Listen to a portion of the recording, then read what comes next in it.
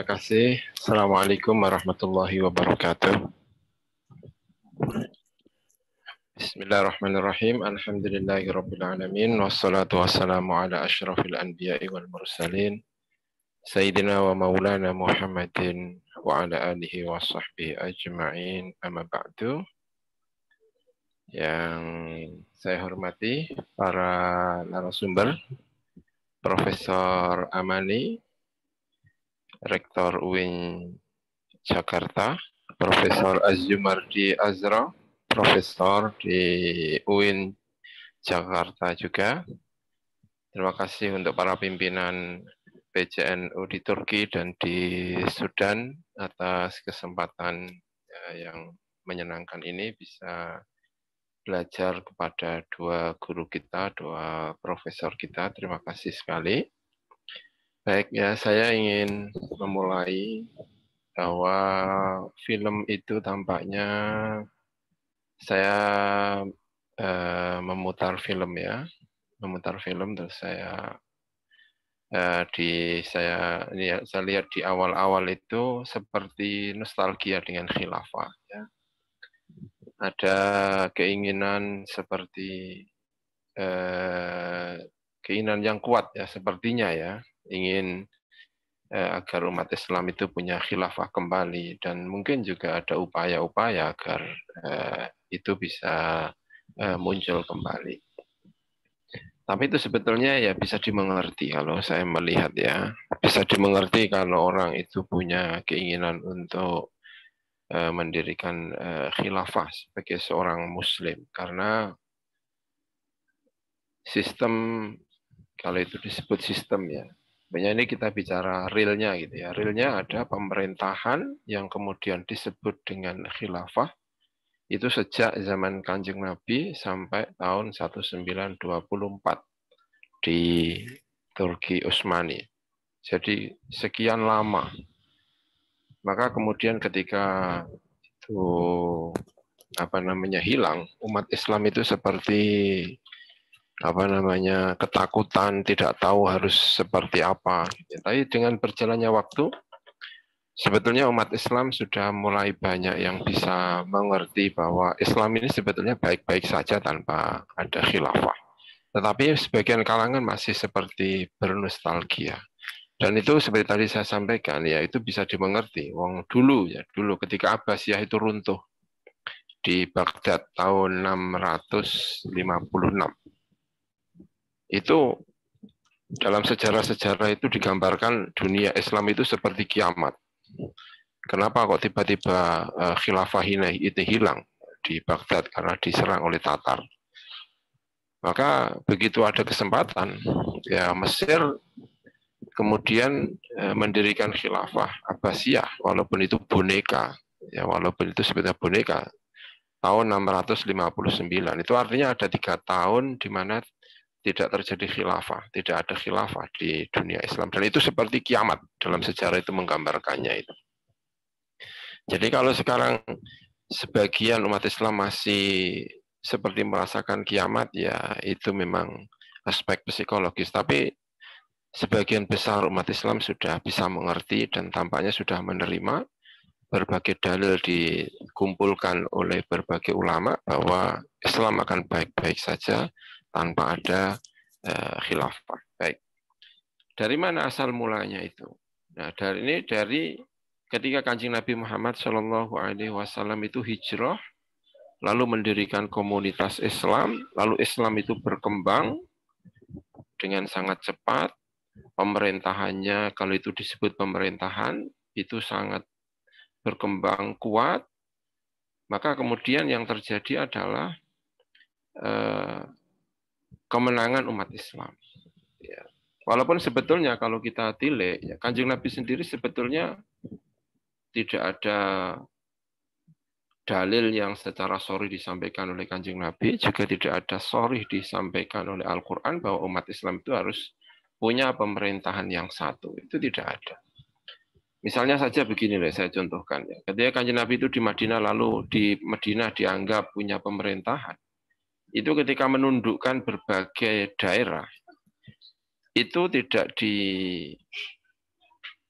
perintahkan untuk bergabung secara ketat, secara politis terhadap Madinah. Misalnya ya, ini dalam buku kitabnya Makatibur Rasul, surat-surat Rasul. Ketika Kanjeng Nabi itu berkirim surat kepada Amirul Ghosasina, namanya Al-Harith bin Syamar Al-Ghosani, itu Kanjeng Nabi nulisnya begini, Assalamu ala manit tab'al huda wa amana bihi. Ad'uka ila an tu'mina billah wahdahu la syarikalah yabqa laka mulkuka. Jadi Kanjeng Nabi suratnya itu isinya gini, saya mengajak kamu agar iman kepada Allah, kalau kamu masuk Islam, yabqa laka mulkuka, kerajaanmu masih milik kamu. Artinya sebetulnya tidak harus secara politis itu bergabung dengan Madinah.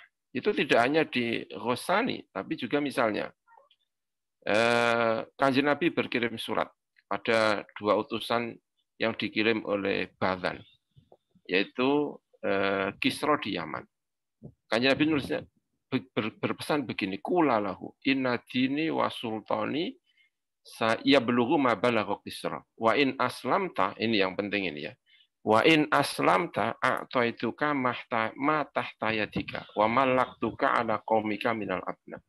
Kalau kamu masuk Islam, saya akan memberikan kekuasaan yang sudah di tangan kamu dan kamu akan tetap menjadi seorang raja di daerahmu. Artinya dia ditetapkan sebagai raja, Kanjeng Nabi tidak mengatur bagaimana sistem politiknya, sistem pergantian kepemimpinannya di sana seperti apa, itu tidak diatur. Alias hingga pada zaman Kanjeng Nabi pun itu sebetulnya bibit-bibit tidak satu secara politis, meski satu secara agama itu sudah ada.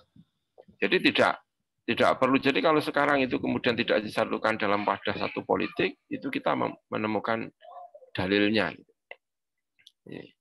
Bahkan kalau misalnya kemudian kita menerima negara NKRI bahwa seorang menjadi pemimpin itu harus ada beatnya, itu juga bisa dimengerti. Bahkan Kanjeng Nabi dari awal, saya contohkan misalnya ya, ada seorang sahabat Ansor namanya Abul Haitham Malik bin At-Tayyan. Ketika berkunjung ke Mekah untuk melakukan beat kepada Kanjeng Nabi, itu Abul Haitham itu ketika melakukan beat itu mengajukan semacam instruksi kepada Kanjeng Nabi. Nanti dulu, beatnya nanti dulu. Beliau ketika biat kepada Kanjeng Nabi itu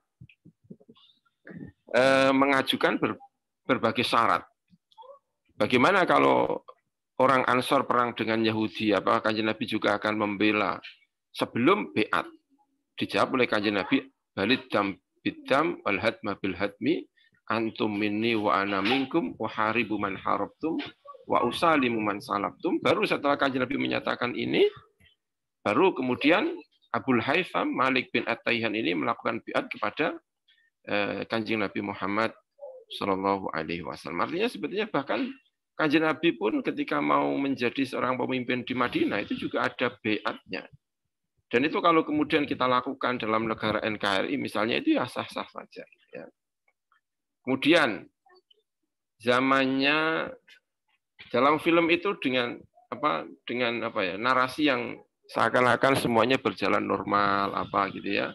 Ketika Nabi wafat, kemudian diangkatlah Abu Bakar dengan dalil bahwa labudda lihadatin man yaqumu bihi, itu dalil khalifah. Itu sebenarnya bukan dalil khalifah, itu dalil adanya pemerintahan. Pemerintahan itu skopnya tidak harus khalifah. Yang jelas ini harus ada yang menggantikan Rasulullah, siapa yang memimpin harus ada. Tetapi itu tidak berarti semua orang Islam harus dijadikan satu. Makanya ketika Sayyidina Abu Bakar itu sebelum menjadi seorang pemimpin, Ansor sudah usul dulu. Bagaimana kalau Ansor juga punya pemimpin, Muhajirin juga punya pemimpin. Itu artinya sudah muncul pemikiran ada pemisahan politik antara Mekah dengan Madinah. Orang-orang Ansor sudah usul itu. Kalau Nabi sejak pertama mengatakan bahwa umat Islam itu secara politis harus satu, usul itu tentu tidak ada. Usul itu ada, itu menunjukkan bahwa satu kepemimpinan politik itu tidak ini satu itu tidak ada. Kemudian Itu juga ketika Sayyidina Abu Bakar itu kemudian menjadi seorang khalifah, itu ada namanya Sa'ad bin Ubadah, itu sampai wafat tidak biat kepada Abu Bakar sampai wafat. Jadi apakah itu berarti mencederai kepemimpinan Abu Bakar? Ya tidak, tetapi setidaknya bahkan sahabat, ini sahabat ya, pimpinan Khazraj, satu kabilah penting di Ansor, sangat nomor satu di Ansor, itu juga tidak berbiat kepada Sayyidina Abu Bakar. Kemudian Sayyidina Abu Bakar ya, ketika melaksanakan Kanjeng Nabi wafat, banyak kelompok yang memisahkan diri. Kelompok memisahkan diri, kabilah-kabilah, ada yang karena murtad, ada yang sebagian itu bukan karena murtad, tetapi karena tidak mau bergabung dengan Madinah.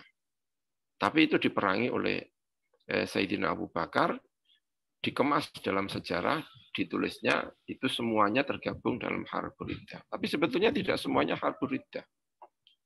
Sayyidina Umar menentang kepada Sayyidina Abu Bakar dalam perang ini. Abu Bakar, mereka itu syahadat Islam, kenapa perang? Tapi Sayyidina Abu Bakar, la ufarriqu baina as-shalah wa zakah. Kepingin semua yang disatukan oleh Rasulullah dikembalikan lagi. Tapi sebagian tidak mau.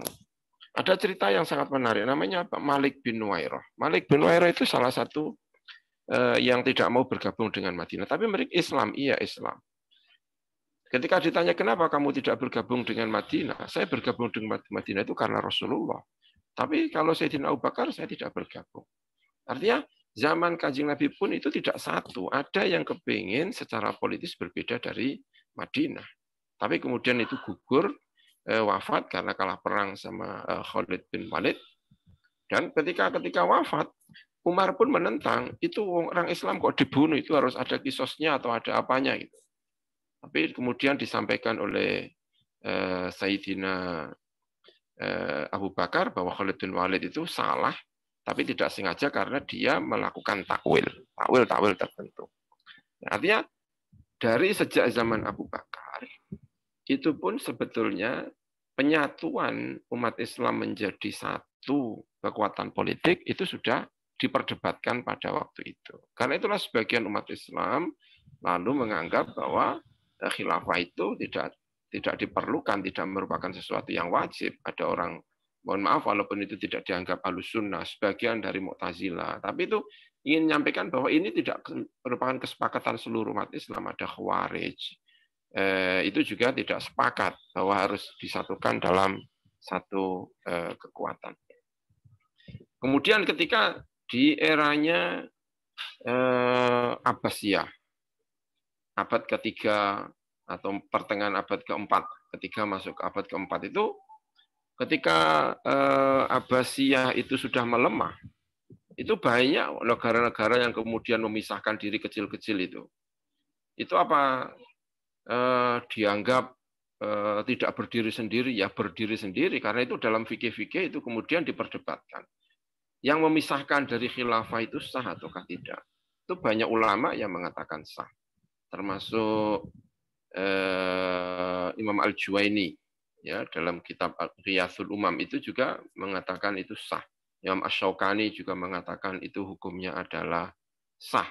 Ya, 3 tahun tidak ada kekhilafahan di dalam umat Islam. Yang tadi saya sebutkan ketika Abbasiyah itu runtuh, menunggu 3 tahun untuk ada lagi khilafah yang khilafahnya itu sifatnya boneka. Itu juga semuanya dalam fikih-fikih itu semuanya dianggap hukumnya adalah sah. Gitu ya. Makanya kecenderungan sekarang seperti yang kalau saya mengikuti Basul Masail dalam tubuh Nahdlatul Ulama, saya baca misalnya ada keputusan di Jawa Timur, ada keputusan di PBNU sendiri, itu semuanya keputusannya mengatakan bahwa mendirikan khilafah seperti yang dipahami oleh sebagian orang bahwa itu artinya adalah penyatuan politik umat Islam dalam kekuatan politik satu, itu hukumnya tidak wajib. Itu hukumnya tidak wajib. Kemudian ketika berdiri Daulah Abbasiyah itu di Barat, dan itu ada dalam film itu, dan itu dipuja-puja di Andalusia. Andalusia itu berdiri kekhilafahan sendiri karena di Andalusia itu adalah penerus khilafah Umayyah. Jadi ketika Abbasiyah berdiri itu artinya ada dua khilafah. Ada khilafah yang satu itu di daerah timur, yang satu di daerah barat, di Andalusia. Andalusia itu bukan Abbasiyah, mereka lebih dekat kepada Umayyah. Artinya ada dua kekuatan politik dalam Islam sama-sama mengaku sebagai khalifah. Jadi secara ini secara fikih, secara penjelasan, saya kira kita mengambil satu kesimpulan hukum bahwa tidak wajib hukumnya umat Islam ini disatukan dalam satu kekuatan politik atau dalam satu kekhilafah. Nah, kemudian dalam fikih-fikih, ya ini kalau dalam fikih-fikih, khilafah itu apa sih? Fikih dalam khilafah itu, nah itu penjelasannya adalah ini kalau misalnya mengikuti penjelasannya Al-Imam Al-Baydawi, ya, al-imamah ibaratun an khilafati syakhsin min al-asas dari Rasul alaihi wasallam fi iqamatil qawanin asy-syar'iyyah wa hifdzi hawzatil millah ala wajhin yattabi'u ittiba'uhu ala kafatil ummah. Kalau di dalam yang lainnya bunyinya seperti ini, dan itu yang kita pakai ya. Riyasatun amma fi umuriddin wad dunya niyabatan anin nabi. Jadi ada satu pemerintahan mengurusi urusan dunia sekaligus mengurusi urusan akhirat atau agama, maka itu sudah sah dianggap sebagai khilafah secara definisi fikihnya. Karena itulah keputusan Nahdlatul Ulama yang saya ikuti dalam Basul Masail sebelum Munas di Jombang dulu itu. Itu bagaimana hukumnya negeri Indonesia? Apakah negeri Indonesia itu sudah sah dianggap sebagai khilafah secara terminologis? Ya. Jawabannya dengan tanpa ragu, saya mengikuti diskusinya, saya kan bagian dari peserta Basul Masail, bahwa Indonesia itu secara per definisi itu sudah sah dianggap sebagai hukum atau pemerintahan yang sah. Kalau mau disebut itu sebagai khilafah, ya itu bisa disebut sebagai khilafatnya sudah sah. Jadi kalau dan itu tidak perlu kemudian disatukan dalam wadah perpolitikan, itu ya tidak perlu, ya. Nah, kemudian saya ingin mengutip dari film itu, dan itu disampaikan oleh Pak Ismail Yusanto kalau tidak salah, ya, bahwa agama ini atau hukum-hukum fikih, hukum-hukum Islam itu hanya bisa diambil dari dalil-dalilnya Al-Quran, hadis, ijma' dan qiyas. Sejarah itu tidak bisa diambil sebagai perspektif hukum. Nah, itu artinya sebetulnya apakah di Nusantara itu ada tangan-tangan kekhilafahan, itu hanyalah sejarah. Itu tidak bisa diambil satu kesimpulan hukum fikih bahwa hukumnya misalnya wajib mendirikan khilafah di Indonesia. Itu ya tidak bisa, bahwa khilafah itu hukumnya wajib, itu tidak, karena itu hanya aspek sejarah. Nah, kemudian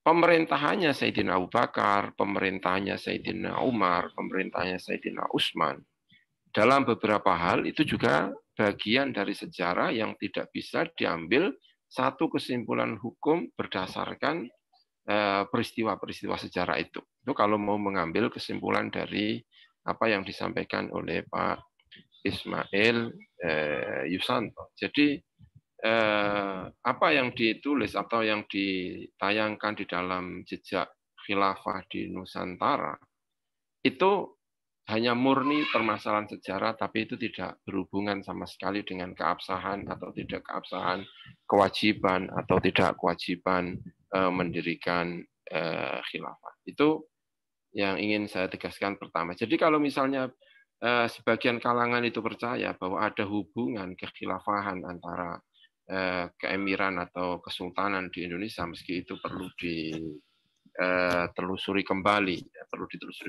misalnya sampai mengatakan bahwa ada hubungannya dengan Umar bin Abdul Aziz, dengan mengutip, ini saya catat ini, Umar bin Abdul Aziz itu dikutip, ini ada begini itu, min malikil amlak alladhi huwa ibnu alfi malikin walladhi tahtahu bintu alfi malikin ila akhirih, itu disebut katanya surat kepada Umar bin Abdul Aziz. Itu saya cek, nas ini ada di kitab namanya Al-Iqdul Farid. karya Ibnu Abdul Rabbi itu kitab sastra, kitab sejarah, kitab adab. Ya, ada kitab adab dan itu di sana disebutkan itu dari Hindi. Tapi itu hikayah. Hikayah itu ya hikayah, itu bukan sesuatu yang berdasarkan bukti-bukti sejarah, itu hanya hikayah. Tapi kemudian itu diarahkan terhadap kepemimpinan yang ada di Sriwijaya, itu ya terlalu mengada-ngada. Itu kadang-kadang itu jangan-jangan itu ilusi atau apa, saya juga kurang bisa mengerti. Ya, kemudian bahwa pemerintahan di Pasa itu ada hubungannya dengan Abbasiyah dan lain sebagainya, ya tentu kalau ada hubungan itu saya kira memang ada hubungan, tetapi bukan berarti itu bagian dari kekhilafahan, ya bukan berarti itu bagian dari kekhilafahan. Itu didirikan itu tidak berdasarkan, tidak SK dari sana juga bukan. Itu kalau di dalam fikihnya itu bagian dari kepemimpinan mandiri, bukan bagian dari wali. Kalau satu penyatuan politik itu kalau khilafah itu diartikan sebagaimana yang terjadi zamannya Sayyidina Umar, itu yang ada di daerah-daerah itu namanya wali atau gubernur-gubernur yang diangkat oleh pusat pemimpinan. Tapi itu kan era itu hanya terjadi beberapa saat. Setelah itu banyak yang di daerah itu kemudian bahkan menggulingkan kepemimpinan apa gitu, itu juga jasa saja walaupun itu tidak harus diangkat dari.